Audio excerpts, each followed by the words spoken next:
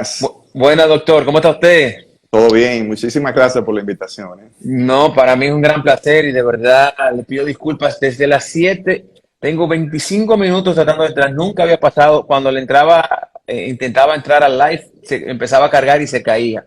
Y de verdad que no sé, pero gracias a Dios ya pudimos Exacto. conectar y qué bueno y que podemos hablar con usted. De verdad que gracias por estar aquí. Encantado de nuevo, ¿sí?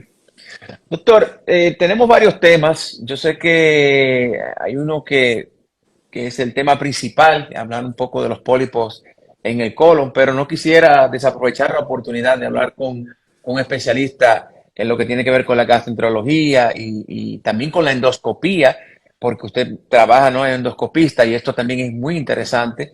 Este estudio que mucha gente desconoce y que tiene tanta importancia para conocer, ¿no? Para tener un diagnóstico real de lo que está pasando en nuestras vías digestivas, en nuestras vías gástricas. Así que, gracias, doctor. Vamos a hablar un poquito del proceso de la endoscopía para conocerlo y cuándo ustedes, los profesionales, determinan que este estudio es necesario hacerlo.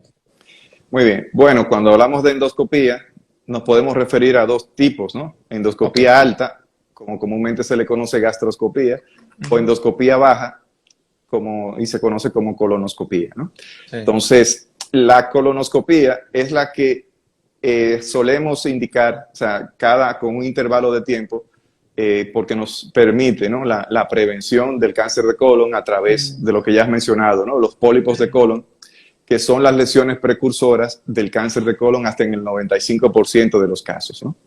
Wow. Entonces, no sé si quiere, la gastroscopía, la mayoría de las veces se realiza la gastroscopía cuando el paciente tiene síntomas o cuando hay sospecha de alguna enfermedad en concreto. Al contrario, la colonoscopía, a partir de determinada edad, en concreto 45 años, se le debe realizarse toda persona a partir de 45 años como prevención de cáncer de colon sin síntomas, ¿no? Si tiene síntomas, pues antes. Ya. O si tiene algún tipo de, o supongo, de factor genético, ¿no? Que tenga que ver con eso, porque Claro, no. ese es un tema de los cánceres, ¿no? Que esas son las cosas que se heredan, ¿no? Exacto, a eso me refería. Si no hay Sí, síntomas, muy buen dato. De que si hay sí, antecedentes familiares de cáncer de colon, pues definitivamente la edad de inicio se adelanta, ¿no? Por ejemplo, si sí. un paciente, ¿a qué edad se realiza? Debe realizar a los 40 años o 10 años antes de la edad del familiar más joven en tener el cáncer de colon. Oh, qué Cualquiera de las interesante. dos cosas que ocurra primero. Y el cáncer, porque no sé si en el tema del cáncer del colon se da lo mismo que los otros cánceres.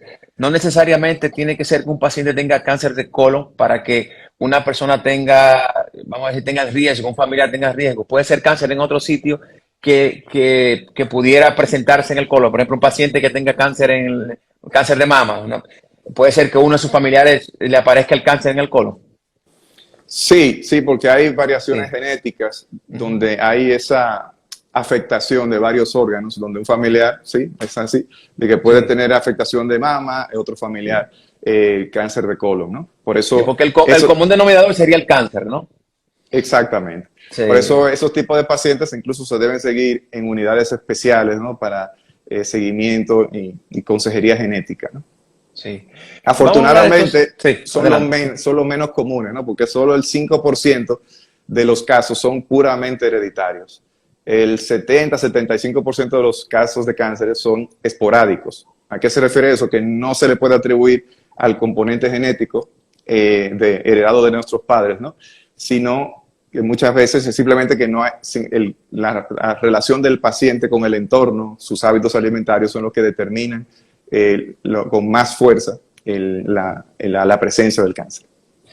Esto es muy interesante, doctor, porque y es un tema que hemos hablado con otros especialistas relacionándonos con el cáncer, y es el tema de los factores externos que hoy día influyen en la incidencia, la mayor incidencia de pacientes con cáncer en el mundo.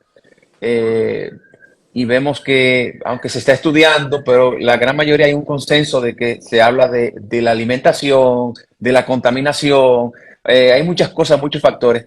Supongo que igual, ¿no? En el tema del cáncer del colon es lo mismo. Y cuál, si se han hecho estudios, si se han hecho evaluaciones, cuáles son factores así que se pudieran determinar que realmente, si existen, factores que realmente inciden en el cáncer de colon, que ya está sumamente, vamos a ver si está,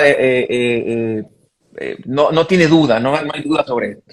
Sí, aunque no se sabe la causa exacta que Ujú. determina la formación de un pólipo, que es el que va a llevar a cáncer, definitivamente lo que sí hay consenso es que la dieta, hay una evidencia circunstancial de mucho peso de que tiene mucho que ver con la aparición del cáncer. Entonces, le pongo un par de ejemplos, ¿no? Por ejemplo, se ve que el consumo de carne roja, ¿no? 100 gramos al día o carne procesada, 50 gramos al día, aumenta la posibilidad de cáncer de colon en un 15 a 20%. Por ejemplo, en la persona que toma 3 bebidas alcohólicas al día tiene 1,4 veces más posibilidad de tener un cáncer de colon que el resto, ¿no? Otro dato también es, por ejemplo, en la ingesta de grasa. En los países donde los habitantes tienen más cáncer de colon, se ha visto que el porcentaje de calorías que ingieren en la dieta, 40-45% de ellas es grasa. Sin embargo, cuando se van a estudiar a países con baja incidencia, se ve que sus habitantes consumen solo el 15 a 20% o incluso 10 a 15% de las calorías totales de grasa. O sea que, ¿a qué voy? Sí, que los hábitos de vida, el estilo de vida occidental que tenemos, es lo que ha determinado, ¿no? Que las cifras altas que tenemos de cáncer de colon. Por ejemplo, en las Américas se calcula que cada año hay 244,000 nuevos casos de cáncer de colon y más de 100,000 muertes por lo mismo, ¿no? Pero es una pena eso porque no debería ahora mismo ser la tercera causa de muerte por cáncer en el mundo, porque este es uno de los pocos cánceres que da un aviso, ¿no? Que hay una lesión que es benigna y por eso me gusta insistir en eso. ¿Por qué?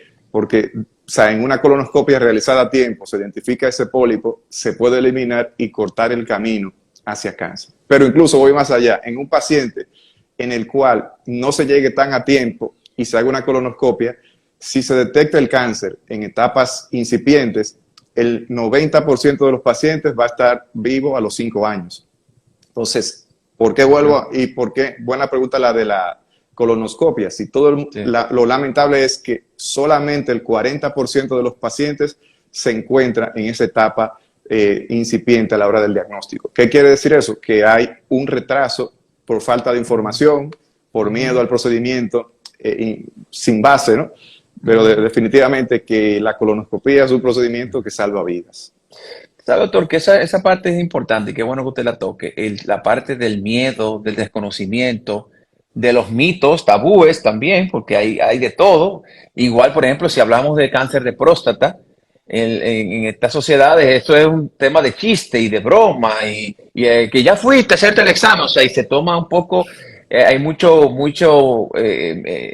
tabúes con este tema y por eso uno de los cánceres que a mí, que como bien usted sabe, es muy benigno, es el cáncer de próstata. Si tú obviamente a tiempo lo detectas, muchas personas, hombres, han muerto por esto, por no hacerse la revisión a tiempo, o no hacerse su chequeo a tiempo.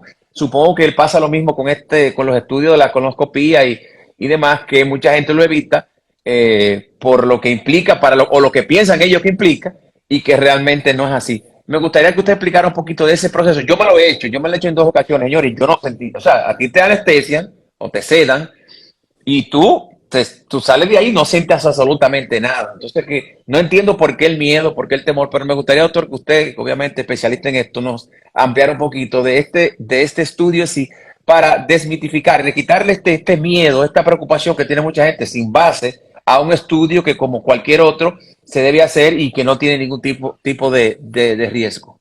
Sí, eso es una palabra clave, el miedo. Ujú. Que van, sí, muchos pacientes a lo largo de mi práctica me han dado muchísimas excusas, ¿no? O razones por las cuales no tienen miedo al procedimiento. Una de ellas es que, no, que un familiar una vez le hicieron una colonoscopia y se perforó. O sea, la posibilidad de perforarse existe, ¿no? Pero es extremadamente baja, ¿no? Y menos del 1%. Y en pacientes con un colon sano, que tiene, no voy a decir que es imposible, pero es bastante improbable, ¿no? Entonces, como mencionas, la colonoscopia se hace con sedación donde el procedimiento puede durar unos 15, 20 minutos, quizá un poco más si hay que hacer algún procedimiento de extracción de pólipos, etcétera. Pero el paciente efectivamente, no solo que cuando termina el procedimiento despierta, sino que poco después se puede ir a marchar a su casa. O sea, la única recomendación es que debe ir acompañado porque debe conducir otra persona para llevarlo a casa, ¿no? Porque se recomienda que en las siguientes 6 horas esté descansando en su casa. ¿Por qué? Porque simplemente se ha sometido a una sedación y quizá conduciendo se puede dormir, puede haber un accidente, pero no por otras cosas, ¿no? O sea, es un procedimiento seguro. Quizá, bueno, y afortunadamente con el paso de los años se ha hecho cada vez más seguro con el avance de la tecnología. También es verdad que hace muchos años atrás no se dormía el paciente completamente. Igual creo que también estamos arrastrando esa idea anterior, ¿no? De que molesta, que duele.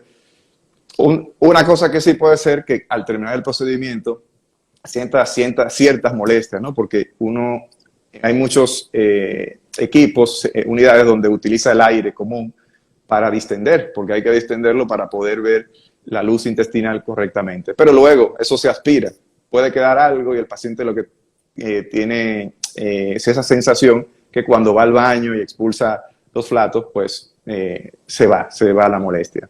Sí. O sea que si usted pone a analizar la relación beneficio-riesgo, es irrisoria. Estamos hablando de nada, o sea, y el beneficio es total.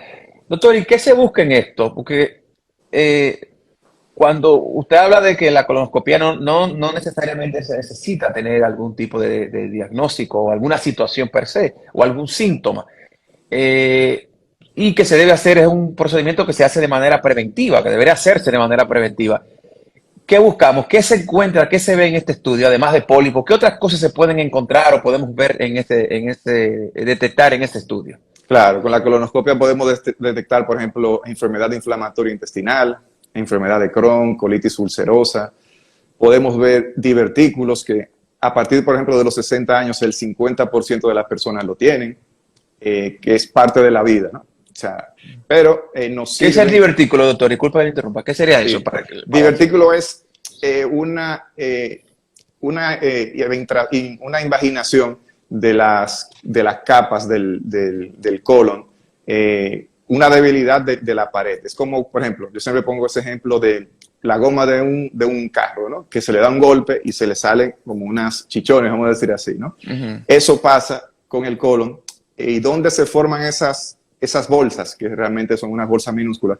En la zona de mayor debilidad de la pared del colon, que es donde se insertan los vasos sanguíneos que van a llevar el oxígeno al colon, ¿no? Pero por alguna razón, bueno, por esa razón se convierte en la zona más débil. Entonces, ¿qué pasa? Que cuando se da una circunstancia donde aumenta la presión dentro de ese colon, por ejemplo, el estreñimiento, bajo consumo de fibras, mucho sedentarismo, cualquier circunstancia que aumente la presión intraabdominal dentro de la luz del colon va a favorecer a que esas zonas de debilidad pues cedan, ¿no? Y se forman esas bolsas.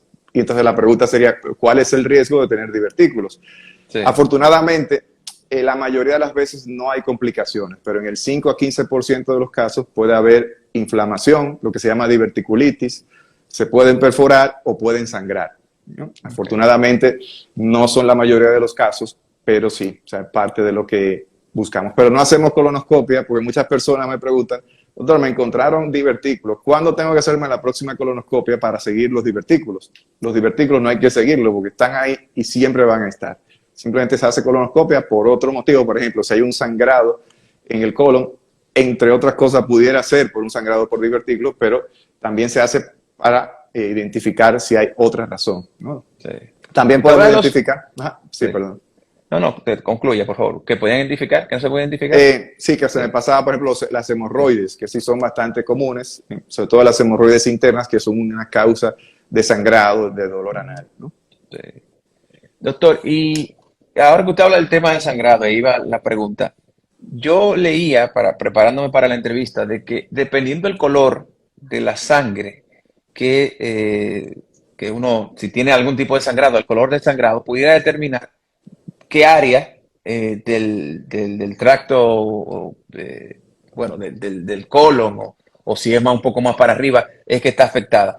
realmente es así, doctor. El color, en el caso de las heces fecales, donde hay a veces sangre en las heces, ese color va a determinar de dónde proviene el problema, el daño. Sí, definitivamente nos orienta Sí, muchísimo. Por ejemplo, sí. si un paciente llega a la emergencia con un dolor en epigastrio, en la boca del estómago, y sangre oscura, negra, como el alquitrán, eso es altísima la sospecha de que tenga un origen del sangrado en el estómago, ¿no? O en la parte inicial del intestino delgado. ¿Por qué negra?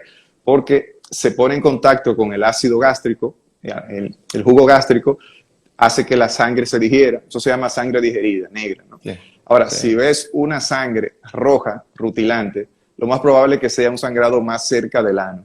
Aunque es verdad que hay sangrado que se llaman sangrado de tránsito rápido, cuando el sangrado pudiera ser del estómago, pero de alguna manera irrita el tubo digestivo y hace que esa sangre circule más rápido y tenga un color rojo. Pero un color rojo brillante nos habla más bien de un sangrado de la parte final del colon.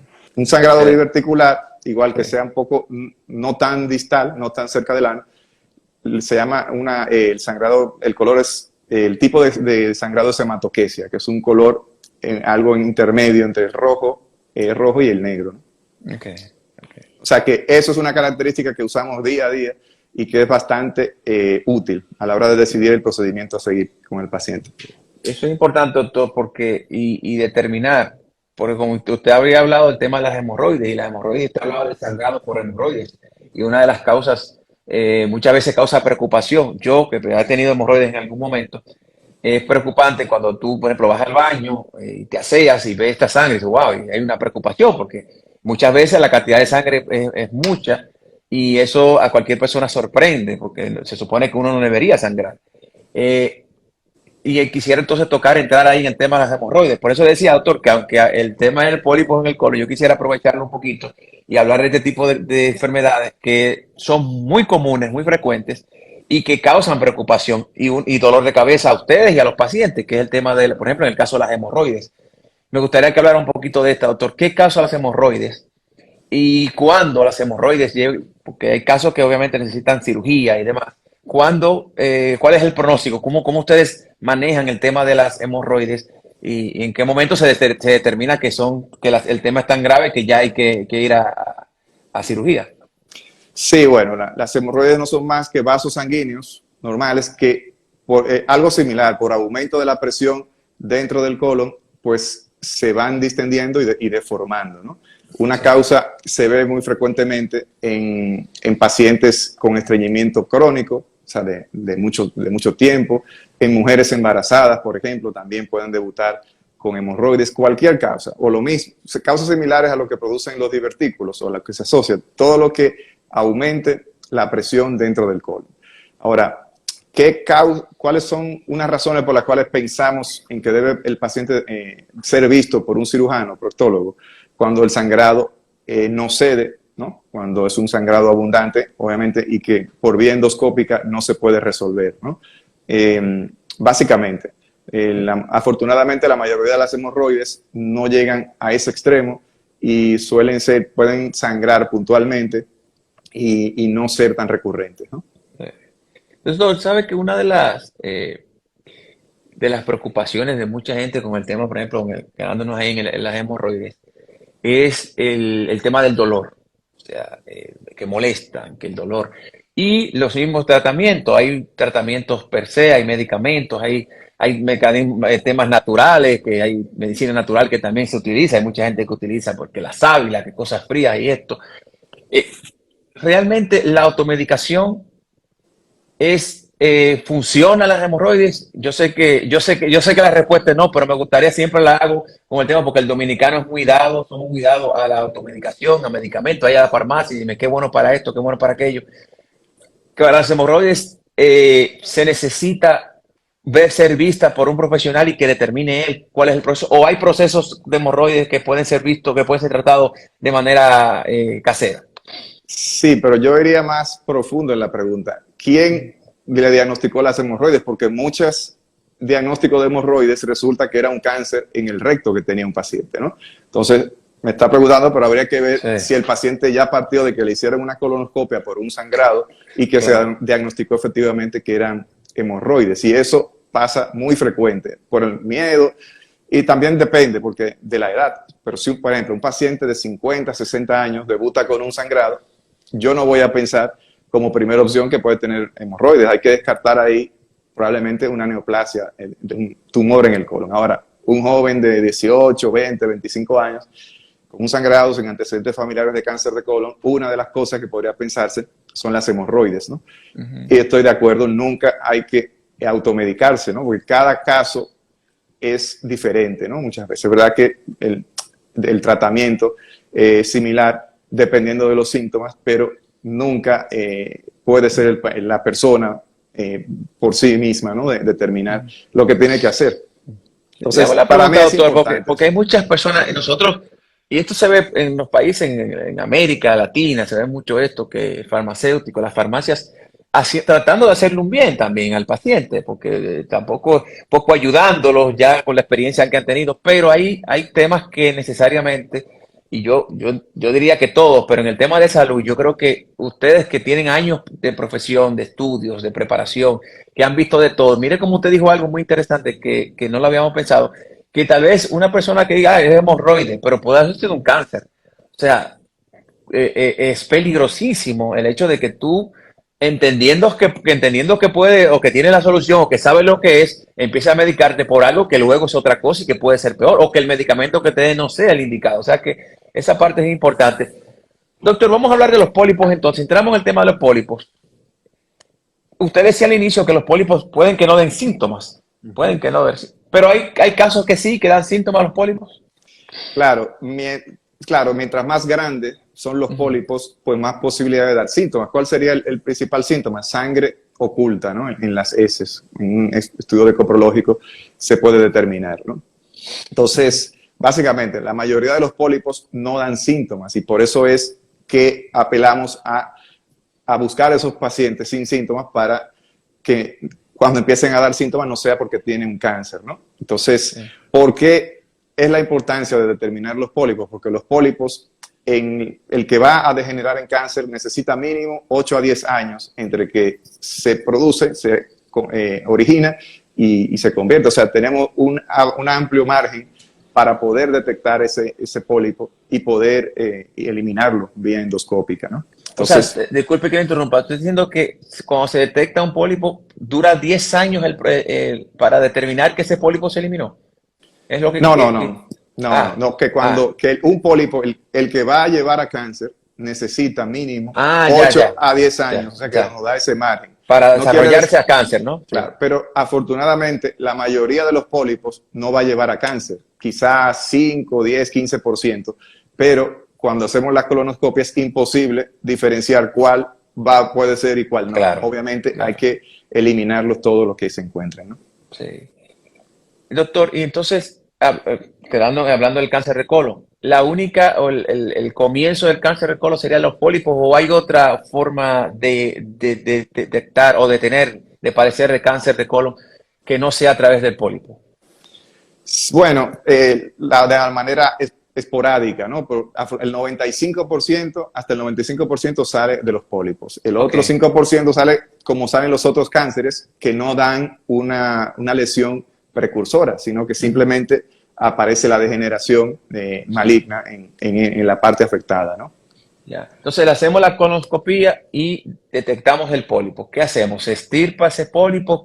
¿Cuál en ese procedimiento? Claro. ¿Se hace biopsia? ¿Cuál es el proceso que se lleva con esto? Sí, bueno, una vez identificamos el pólipo hay que ver muchas características, porque un pólipo puede ser tan pequeño como un punto, ¿no? De 1 o 2 milímetros, o tan grande como 6, 7, 8 centímetros, ¿no? Entonces, y depende, y según el tamaño, eso también exige mayor preparación del profesional para eliminarlo, ¿no? Porque hay que asegurarse de eliminar el pólipo en su totalidad, ¿no? ¿Por qué? Porque si dejamos alguna partícula pequeña, estamos dejando ahí el camino para que siga ese mismo pólipo, que siga la posibilidad para degenerar en un cáncer, ¿no? Por eso hay que tener mucho cuidado con eso a la hora de elegir al médico que se va a hacer, incluso quien le va a hacer el procedimiento. Entonces, en el procedimiento, doctor, ¿se elimina en ese mismo procedimiento la colonoscopía o hay un proceso? Porque la colonoscopía te permite ver, pero también te permite, vamos a decir, de paso, tú hacer el procedimiento de la extracción del pólipo. Claro.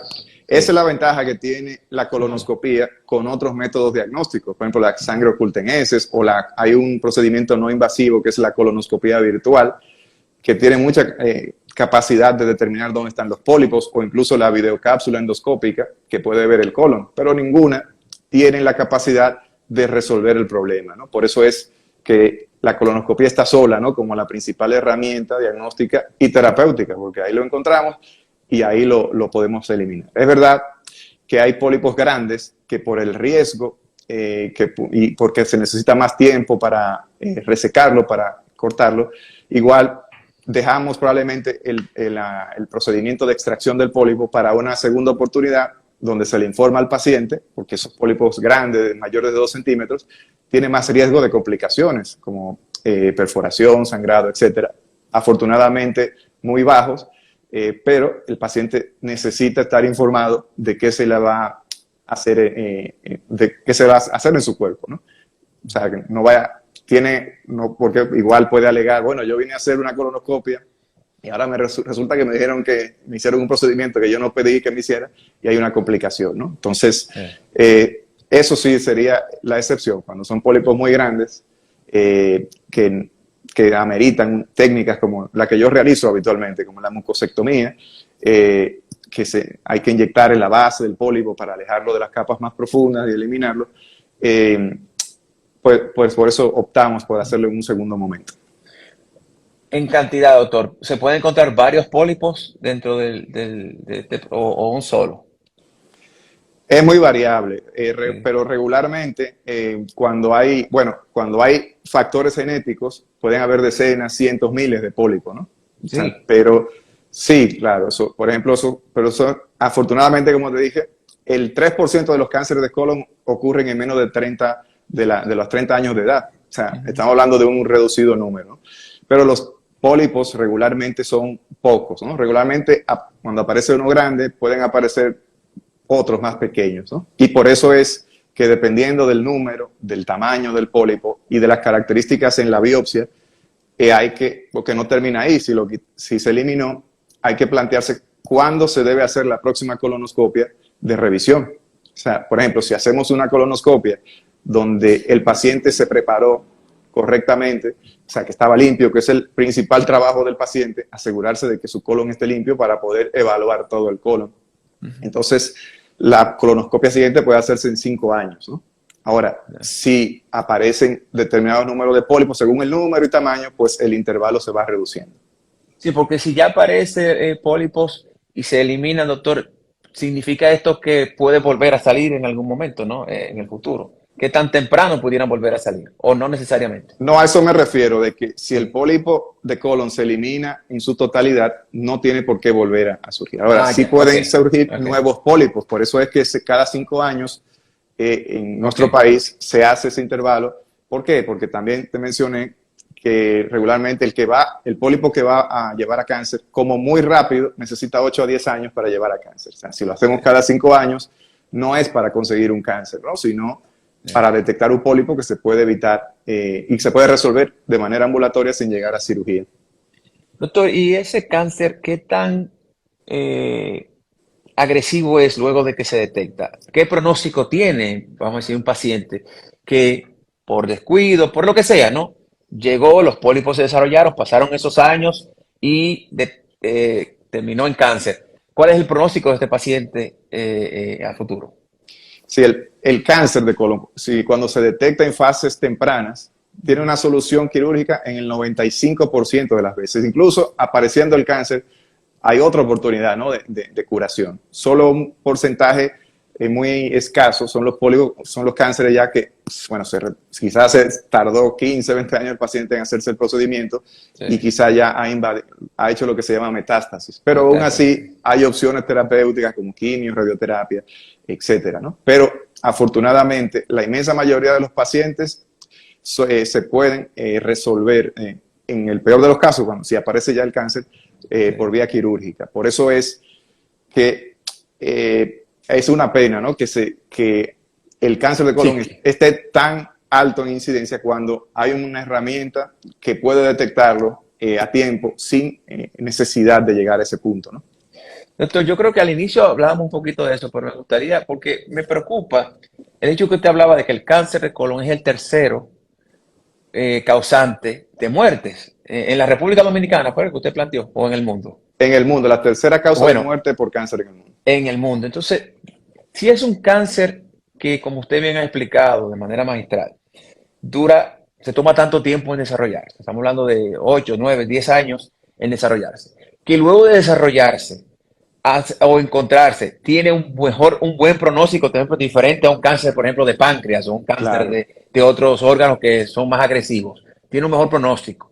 Es más, hasta haciendo metástasis, si usted habla, bueno, pero todavía existen los procesos de quimioterapia y demás, que todos los cánceres lo tienen, pero en este obviamente no es la excepción.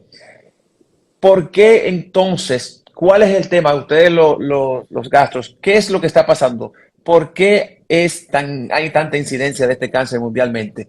Y quisiera retocar eso un poquito más amplio, que lo hablamos al inicio. ¿Por qué hay tanto cáncer de colon y tantas muertes por cáncer de colon cuando todo esto que usted ha planteado nos presenta un escenario que no debería ser así?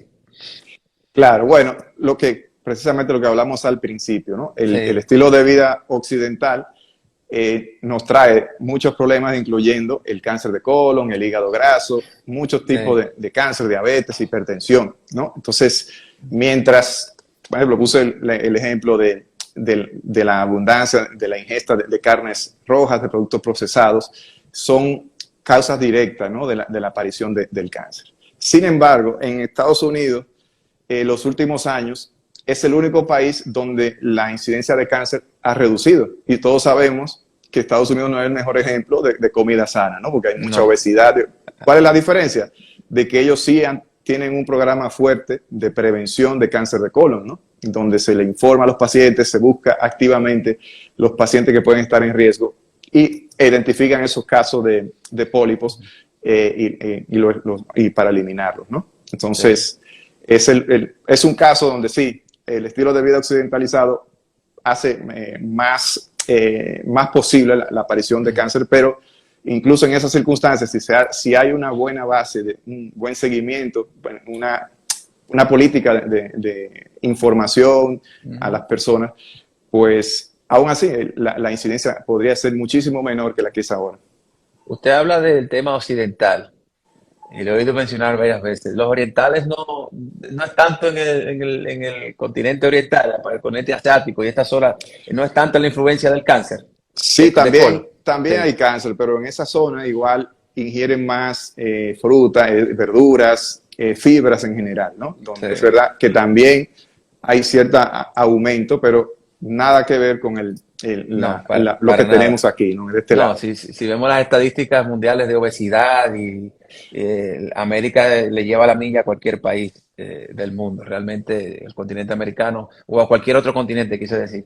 Y nos vamos a países donde la preocupación, por ejemplo, México, que es un país donde el tema de la obesidad infantil es un problema de salud muy grave, muy importante, al igual que Estados Unidos. Y la República Dominicana, yo siempre hago el comentario, doctor, que por ejemplo, cuando yo estaba en el colegio, en mi curso había un gordito, es mi mejor amigo hoy día, y- y le decíamos el gordo, porque era el único gordo. Pero ahora yo llevo a mis hijas al colegio y veo cuatro, cinco, un curso de 13 niños, de 14 niños, tuve tres, cuatro, cinco, seis niños que están dentro de obesidad, que están un poquito pasadito de peso, y dice, wow, la situación está cambiando. Eso tiene que ver mucho con lo que usted hablaba de tema del sedentarismo, de la comida chatarra. Nosotros recibimos esa comida chatarra, la recibimos en los 90, ya cuando éramos adolescentes empezaron a llegar al país, pero cuando éramos pequeños no existía nada de esas comidas, de esos hamburgues, nada de ese tipo de cosas así, de esas marcas reconocidas, ¿no? De esas Y siempre franquicias. digo, a propósito de eso, yo siempre digo que la verdadera pandemia es esa la que estamos viviendo, incluso más temible que la del COVID, ¿no? Porque de hecho eso es una posible explicación de por qué el cáncer de colon está apareciendo a edades más tempranas, porque antes se Sí, hablaba de 50 años, ahora se ha reducido a 45. ¿Por qué? Porque precisamente eso es un ejemplo. Mucha obesidad infantil, muchos malos hábitos alimentarios desde temprana edad acarrea muchísimos problemas. No solo eso, el hígado graso también es un problema serio a nivel mundial. Porque, por ejemplo, en Estados Unidos en el año 2030, el hígado graso, para poner un ejemplo, va a ser la primera causa de trasplante hepático por cirrosis, ¿no? Wow. Entonces, sí, definitivamente siempre vamos a terminar en que los hábitos de vida saludable previenen muchas cosas. Cualquier enfermedad, probablemente, ¿no? O sea, así es, así nosotros que corríamos, que jugamos, ya los niños ahora, yo pensando en los míos, hay dos temas, ya, por ejemplo, uno vivía en casas, y tenía sus patios, estaban los plays, los parques, las canchas. Hoy día los muchachos vivimos, la mayoría vivimos en apartamentos, en las ciudades, ¿no? Donde los niños no tienen acceso tal vez a un patio, a salir. Ahora el tema de las computadoras, comer sentado, comer viendo, todo ese tipo de cosas ha traído que el mundo, que ese tipo de complicaciones que no existían antes o que estaban reducidas antes, hoy día aumenten. Doctor, tengo una pregunta que nos hace Sandoval 25. Buenas, pregunta para el doctor. ¿Es verdad que a los jóvenes se les manifiesta más agresivo? O sea, cuando hay un cáncer de colon, ¿es más agresivo en un joven que en una persona mayor? no diría necesariamente que sea así, sino lo que pasa es que por ejemplo, el 90% de los cánceres de colon aparecen en personas de más de 50 años, quizá la atención está dirigida a esas personas e incluso se le hace sin síntomas. Por eso quiero decir que un paciente joven que tenga, no a toda persona de 15 años se le va a hacer una colonoscopia porque no tiene sentido dada la baja prevalencia. Lo que pasa es que igual se llega tarde al diagnóstico, quizá más que una persona que tiene una edad donde se espera que tenga un cáncer. Por ejemplo, el promedio de cáncer de colon anda en los 65, 70 años. Y como dije antes, que solo el 3% de los cánceres de colon ocurren en menos de 30 años. ¿Qué quiere decir eso? Que lamentablemente esos pacientes, mientras más jóvenes son y van desarrollando que la etapa de pólipo, eso no es difícil, ¿no? Hacer Claro. a menos que tenga síntomas, y entonces sí lleve, por ejemplo, sangrado por las heces, ¿no? Dolor abdominal, etcétera, que llevan a un estudio. Eso es muy interesante, doctor, porque uno ya está, vamos a decir, predispuesto, más que predispuesto, está condicionado a entender de que a un joven no le debería dar cáncer. O sea, uno entendería eso, ¿no? Y por eso que usted dice tiene muchísima lógica de que, obviamente, si usted entiende que a un joven no le da cáncer, tal vez cualquier cosa que tenga no es cáncer o lo minimiza o no te preocupes. Y ahí pasa el tiempo y por eso hablo de la agresividad. No es que sea más agresivo, es que se tomó más tiempo en darse cuenta porque entendíamos que ese joven no le podía dar o no le iba a dar cáncer tan temprano. Y qué interesante eso, que aunque usted diga, oiga, algo usted dice, usted habla de una estadística que es importante, que la escuchemos bien. Quiere decir que el 4 o 5% le da, 3% es menos de 30 años. Pero eso no significa, señores, ese 3% es un 3%, existe la posibilidad. Por eso es que no hay que estar con los ojos vetados, entendiendo de que no le puede dar. Obviamente es menor la posibilidad, pero existe. Y eso es importante. Doctor, ¿cada qué tiempo usted recomienda hacer una colonoscopía? ¿Una vez al año? ¿Cada qué tiempo usted hace esto? Bueno, eso depende. Se nos fue el audio, doctor. Ahora sí, repítanos porque se fue el audio. Sí, parece que le llamaron ahí. Sí, perdón. Sí, sí, lo siento. No importa. Depende de muchos factores. Por ejemplo, si llega un paciente sin síntomas, 45 años, sin antecedentes familiares de cáncer de colon, no le duele nada, no tiene anemia, se le hace una colonoscopia, su colon está limpio y no se ve ningún pólipo, pues el paciente debería hacer una colonoscopia en 5 años. Es verdad que hay países donde ese margen se amplía hasta 10 años, pero aquí en el país creo que tenemos un consenso, y yo estoy de acuerdo con eso, de que 10 años es un margen demasiado amplio para donde podría ocurrir un cáncer, porque se dije que un pólipo podría llegar a pasar de su origen a cáncer en 8 a 10 años, ahí estaríamos dejando un margen importante.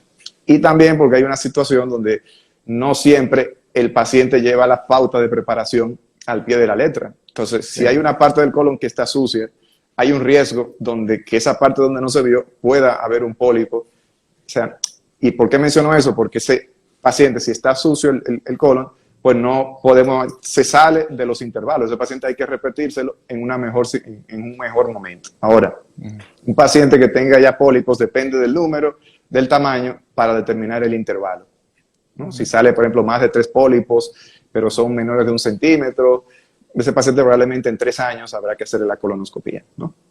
Por poner un ejemplo. Sí, sí. Pero hay pólipos, por ejemplo, el procedimiento que yo hago, mucosectomía, que son pólipos ya mayores de 2 centímetros, si se corta por fragmentos, esa colonoscopia debe hacerse en 6 meses. ¿Por qué? Para determinar si hay lo que se llama recurrencia, ¿no? Que son restos de pólipos que pueden haber quedado y en ese mismo instante poder eliminarlo, ¿no? O sea que digo esto como ejemplo porque es que no hay una respuesta homogénea, sino que depende cada caso. Sí. Doctor, y hablar de la preparación, usted hablaba de la limpieza y lo ha mencionado en varias ocasiones, de la limpieza del colon para colonoscopía. Yo creo que para mí la parte más traumática de la colonoscopía no fue el procedimiento, no para nada, fue tomarme la preparación del cosa, porque es muy el sabor de lo que da, ¿no? Es muy del líquido este que le dan a uno, es muy malo. Hablo un poquito de esa preparación para que la gente sepa de que obviamente no todo es color de rosa, hay cosas que son necesarias de esa preparación previa a la colonoscopia. Bueno, es una de las cosas que sí nos gustaría que cambiara, pero aún así estamos muchísimo mejor que 15, 20 años atrás. Antes eran como 18 sobres, había que ponerle enemas y todo eso. Ahora mismo está muy simplificado. Por ejemplo, yo para preparar a un paciente solo le pido que tenga una dieta líquida completamente 24 horas antes del procedimiento. O sea, agua, agua de coco, sopa, o sea, colada, pero no licuada, o sea, que no tenga grumos en su interior. Hay un problema en este país porque sabe que el dominicano, si no está comiendo algo sólido, dice que está pasando hambre, ¿no? Porque no hay límite no hay límite en la ingesta de líquido, pero lo que es fundamental es los 2 laxantes. Yo uso mucho un laxante que se llama fosfosoda, que el problema es que es bastante salado, probablemente 200 veces más de lo normal, ¿no? Una dieta normal, pero cumple su cometido, que es estimular el movimiento intestinal, y eso tiene que acompañarse con la ingesta de mucho líquido. Entonces se toma a las 6 de la tarde del día anterior a la prueba, y la clave del segundo laxante es que debe tomarse 3 horas y media antes del procedimiento. O sea, 3 horas antes del procedimiento no debe ingerirse nada más, porque es el tiempo mínimo en que el estómago realiza el vaciado, ¿no? Porque no nos interesa que un paciente esté dormido y ese líquido se pueda ir a los pulmones y causar un problema, ¿no? Sí. O sea que esa es la parte, sí, y realmente el sabor, yo lo mezclé, porque a veces que no lo mezclen, pero hay gente que lo mezcla con... No, sí, se puede mezclar con jugo, o se bevenó de la mano, jugo de limón, o sea... Sí. Pero realmente es muy... Y bueno, el efecto es realmente muy, es muy agresivo, doctor. Pero realmente la realidad, para eso que se usa es para limpiar el colon y que tenga el doctor tenga el estudio se haga con una claridad, que es lo más necesario para este tipo de cosas. Ok, doctor, quisiera robarme, ya nos queda pocos minutos, pero quisiera robar estos minutos para hablar un poquito de ese tema que también tocamos así superficial, que es el tema del estreñimiento, y que va muy de la mano obviamente con esto que estamos hablando. Y doctor, yo he visto casos de personas que han hablado, que hablan o sea, todo el mundo conoce de los procesos de que la fibra, que comer mucha fibra, que hacer ejercicio, que tomar mucha agua. Y la gente se habla, y esto es algo ya muy conocido, porque el estreñimiento es creo que debe ser una de las causas de consulta que ustedes deben tener más, ¿verdad? Por el tema de la cantidad de personas que sufren de esto. Pero realmente hay casos de estreñimiento que no necesariamente están relacionados con esa mala alimentación o con esa alimentación que no adecuada, y que puede ser causada por otra razón que no sea necesariamente esta, o todo está relacionado con la ingesta, todo está relacionado con la falta de fibra, la falta de líquidos y la falta de una alimentación balanceada. No, definitivamente. Hay predisposición familiar incluso. Siempre es muy común en pacientes que le pregunta, ¿está estreñido desde cuándo? No, desde siempre. Mi mamá es estreñida, Sí. mi abuela también. Eso es lo que se conoce como estreñimiento funcional, ¿no? Que es por alguna razón el intestino tiene el movimiento un Aragán, un poco intestino más Aragán, doctor. exactamente, ¿no? Eso, pero aún así, la solución a largo plazo es la misma, ¿no? O sea, si no tiene una vida activa, si no ingiere líquidos, si no hace ejercicio, pues se va a complicar mucho más, porque hasta el momento no existe ningún laxante ni nada que se tome el paciente y se cure del estreñimiento, ¿no? Salvo mantener una vida saludable, que eso, dicen, bueno, es que aún así no voy tanto al baño. Yo le digo, bueno, te puedo asegurar que si no tienes una vida sedentaria y comes mal, pues eso se va a agravar muchísimo más, ¿no? Es diferente el estreñimiento, Sí. que no es lo mismo de una historia de estreñimiento desde la infancia, adolescencia, a un paciente que está normal y de repente a los 45 años tiene 3 semanas que no evacúa. Eso, por ejemplo, es un signo de alarma de, por ejemplo, descartar que no tenga ahí una lesión como un cáncer en el colon. Lo menciono porque la historia clínica, como decimos siempre, es importante, ¿no? Un mismo síntoma, dependiendo del escenario, puede ser algo totalmente diferente. Muy interesante, o sea, estamos hablando porque el estreñimiento se ve más que una enfermedad, se ve como un síntoma, ¿no? O pudiera ser Exacto. sí, es más como un síntoma. Y esto es importantísimo, lo que acaba de decir el doctor, de que si usted es regular yendo al baño y empieza a tener, empieza a tener, a sufrir estreñimiento, necesariamente es bueno que lo vaya a ver un doctor en todos los casos de estreñimiento, pero en este caso especial, porque puede ser que el estreñimiento sea causado no por hábitos alimenticios, sino por alguna complicación un poquito más grave. Y eso siempre es importante. Entonces, doctor, hay muchas personas, yo leía que el intestino piensa, vamos a ponerlo de esa forma, tiene su capacidad de adaptarse y de detectar cosas y como de tener, hasta coger malas mañas, como decimos los dominicanos. Porque le hago este comentario, porque hay personas que utilizan mecanismos como los enemas, los flites, ¿verdad? O utilizan los chocolaticos, que los laxantes, que este tipo de cosas para esto. Y alguien me decía, hay que tener cuidado con eso porque el intestino, ¿verdad? El colon pudiera adaptarse a decir, espérate, esta es la forma, ya aprender, ¿verdad? Condicionarse a hacer esto. ¿Es cierto esto, doctor?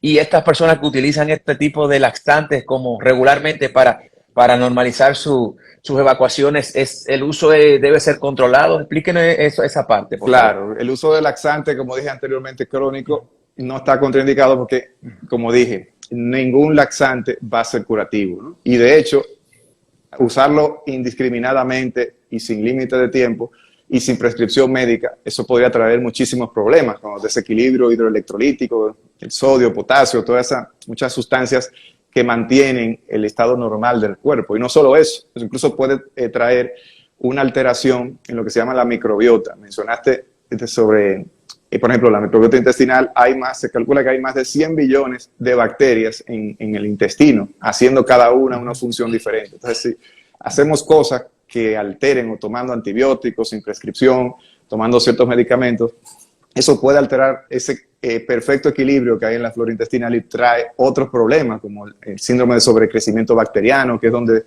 prolifera un tipo de bacteria que produce más gas de la cuenta y está luego el paciente con dolor abdominal, diarrea, etcétera, ¿no? O sea que volvemos siempre a lo mismo, que no se puede automedicar porque eso trae muchos inconvenientes, ¿no? Sí. Interesante, doctor. La pregunta es Revice 06. Hable de los pólipos cerrados en jóvenes de 26 años. Se le extirparon. ¿Cada qué tiempo debe chequearse? Sí, los pólipos cerrados regularmente se ven en el colon, la parte derecha del colon. Sí, por ejemplo, si es un pólipo único cerrado, si es menos de 1 centímetro y se extirpa sin problema, pues eso se puede hacer una colonoscopia de seguimiento igual, cada 5 años, por ejemplo, ¿no? Incluso cada 10 según el país.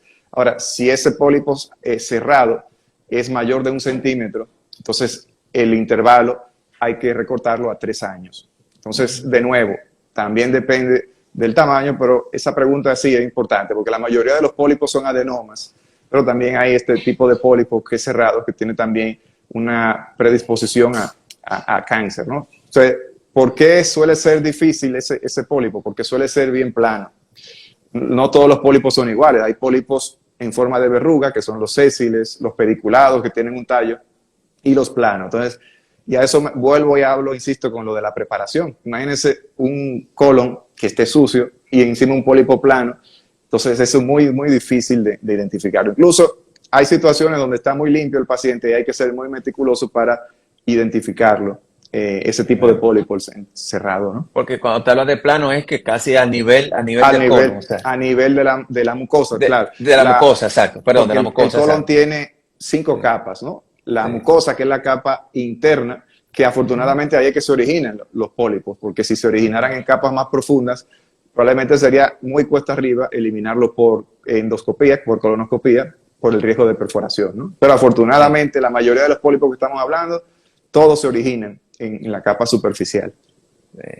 Doctor, entonces, bueno, para concluir ya esta interacción, de verdad, primero agradeciéndole infinitamente, primero el tiempo que nos ha cedido. Al inicio tuvimos un problemita de conexión y de verdad que le pedimos disculpas, como lo hicimos al inicio del programa, por esta situación, porque obviamente le estamos Sin quitando problema, más ¿no? del tiempo programado, pero de verdad que muchísimas gracias por esto. Segundo, agradecer la profesionalidad, doctor, lo felicito, estamos muy contentos porque vemos mucho conocimiento sobre el tema y nos ha gustado muchísimo Muchas esta gracias. interacción. Yo sé que hay mucha gente me han pedido que lo deje, sí, todos los programas se quedan grabados en nuestro canal, o sea que si usted quiere compartirlo a través de Instagram puede hacerlo, también lo subimos a Perfecto. nuestro canal de YouTube, Te lo haré. Muchas gracias. en donde nuestro canal de YouTube estará disponible para que la gente también lo pueda compartir, lo pueda ver y pueda hacer a cualquier tipo de revisión de lo que se ha hablado en el día de hoy. Así que le doy las gracias, doctor, infinitamente por esta oportunidad y ojalá ponerlo tener prontamente con nosotros para seguir hablando de otros temas. Me gustaría cerrar esta conversación para que usted nos dé las últimas recomendaciones, un poco resumidas, recomendaciones de cuidado de nuestro colon y de la importancia de la colonoscopía para que con esto cerremos la entrevista. Bueno, si podemos quedarnos con algo, los que nos están viendo y escuchando, sería, si tienes 45 años y no tienes síntomas y antecedentes familiares, debe hacerte una colonoscopia porque es muy probable de que estés previniendo una enfermedad ya más difícil de curar como un cáncer, ¿no? Eso es algo, sí que debemos quedarnos con una cosa, es esa, ¿no? E insistir, como hemos visto en esta conversación, de la importancia de un estilo de vida saludable, ¿no? Que parece como un cliché o algo superficial, pero no, ese es el origen de todos los males, vamos a decir así, del mundo moderno, ¿no? Que diabetes, hipertensión, diversos tipos de cáncer, que el hígado graso, cirrosis hepática. O sea que definitivamente una vida saludable nos puede llevar no solo a tener una vida activa, productiva, sino que los años que tengamos que vivir sean de calidad, ¿no? Y no, luego, eso siempre insisto, ¿no? Que mejor hacer ese estilo de vida saludable ahora y no tener los últimos años de la vida tomando infinidad de medicamentos cuando ya el daño está hecho y no se puede prevenir. Así que es mejor prevenir que lamentar, que curar, ¿no? Doctor, una ñapa, doctor. Usted ha hablado del hígado y lo tenemos que invitar prontamente porque tenemos que hablar del cuidado de estos órganos tan importantes, pero yo conozco y ojalá que él vea el programa, no voy a mencionar su nombre, tengo un amigo que utiliza mucho de protectores hepáticos para luego comer. O hay medicamentos que te hacen expulsar la grasa. Entonces dice, bueno, yo me tomo como mi grasa y me tomo mi pastillita para luego botar la grasa. Hay muchos medicamentos ahí en el mercado.